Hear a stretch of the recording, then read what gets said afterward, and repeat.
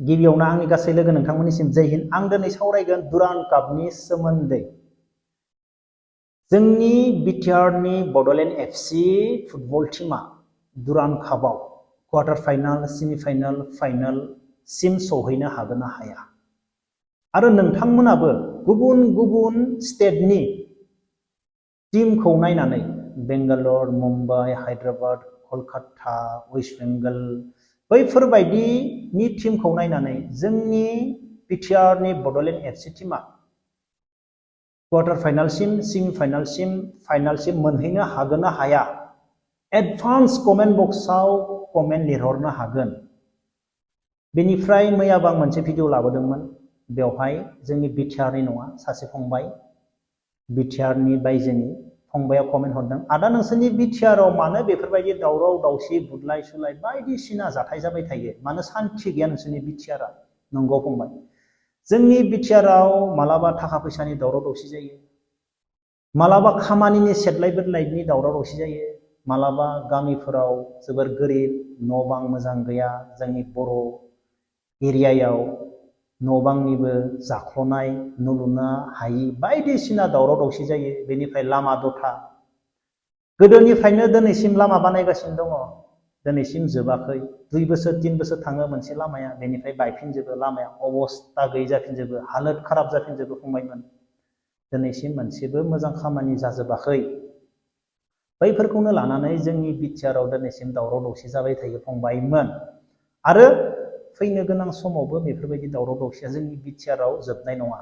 दा जोंनि बर' हारिनि दैदेनगिरि, बर' हारिनि थाखाय खामानि मावग्रा, बर' हारिनि थाखाय बाथ्रा बुंग्रा बैफोरसो मिथिगौ मानो बेफोरबायदि गावजों गाव सोंखारिलायो। मानि थाखाय? थाखा फैसानि थाखाय ना गावबा गाव राज खालामनो थाखाय सासेया सासेखौ सोंखारियो, बेनिफ्राय गुबुना जोंखौ गादबो, गुबुनजों बुजायो, बायदिसिना नासयजायो, आरो फारसेथिं जोंबो मुगैलायो। बेनिफ्राय जों दिनै जोंनि बर' हारिया जोंनि आसामावनो, जोंनि आसाम, जोंनि बर' हारि, गोबाङा गोबां साननो हागौ जों जोबोर धोनि, नाथाय जों धोनि नङा। गुबुन स्टेटखौ नायोब्ला, केरेलाफोरखौ नायोब्ला, तामिलनाडुफोरखौ नायोब्ला बैसोरनि गोरिबनि न'आ पाक्का न' जायो, पाक्का न'। आंनि न'आ, दा आंनि न' ओरैनो इथानि न' दङ, रुम 3 रुम 4सो। बे जाबाय राजस्थान, गुजरात, केरेलाफोरनि बयनिख्रुइबो गोरिबसिन मानसिनि न' जायो बे पाक्का न'आ, गामिनि। बेनिफ्राय जोंनि आसामाव जोंनि गोरिबनि न'आ मा जायो? इन्जुरनि न' आरो थिंनि न'। बेनिफ्राय मावना जानो थाखाय हा गैया, बिगासे बिगानै हाजिरा मावनाय। जोंनि गोरिबनि न'आ इन्जुरनि न' आरो थिंनि न'। नाथाय गुबुन स्टेटनि न'आ गोरिबनिया पाक्का न' जायो। सोरनियाबाथ' गोरिबनियाबो बिल्डिं दं, केरेलाफोर बायदिनिया। आरो धोनिनि न'आ मा जायो? धोनिनि न'आ बिसोरनिया बिल्डिं नायख' हाया, गामियावनो। आं देखायगोन, केरेलाफोराव बेरायनानै देखायगोन आं सानसेब्लाबो। धोनिया मा, बिसोरनिया गोरिबा मा, न' हाबना देखायगोन आं सानसेब्लाबो केरेलाफोरनि धोनि आरो गोरिबखौ। जोङो आसमान जामान, जोङो बेसेबा सिङाव दङ। जोंनि गोरिबा मा? बायदि बायदि रोखोमनि दावराव दावसि जायो जोंनि बिटिआरआव फंबायमोन। आरो फैनो गोनां समावबो दावरावा सहसाव जोबनाय नङा, बारासो जागोन। बेनिफ्राय जों दा सावरायगोन दुरान्ड कापनि सोमोन्दै।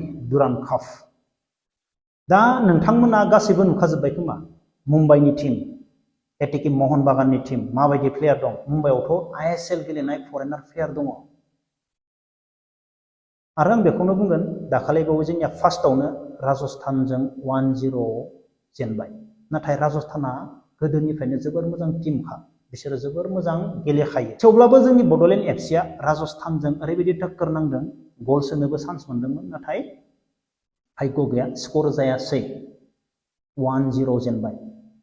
जोबोर मोजां गेलेदों जोंनि बड'लेण्ड एफसियाबो। राजस्थान बायदिजों 1-0 जेनदों, माने जोबोर मोजां, बांद्राय गल जायासै।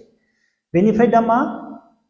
इन्डियान आर्मिजों दङ जोंनि बड'लेण्ड एफसिया।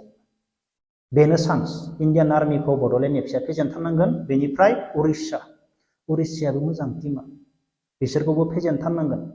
जा मोनसे जेनबाय जोंनि बड'लेण्ड एफसि टीमा। दा बे मोननै टीमखौ जेरैखि जाया माने फेजेननो हाथारनांगोन जोंनि बड'लेण्ड टीमा।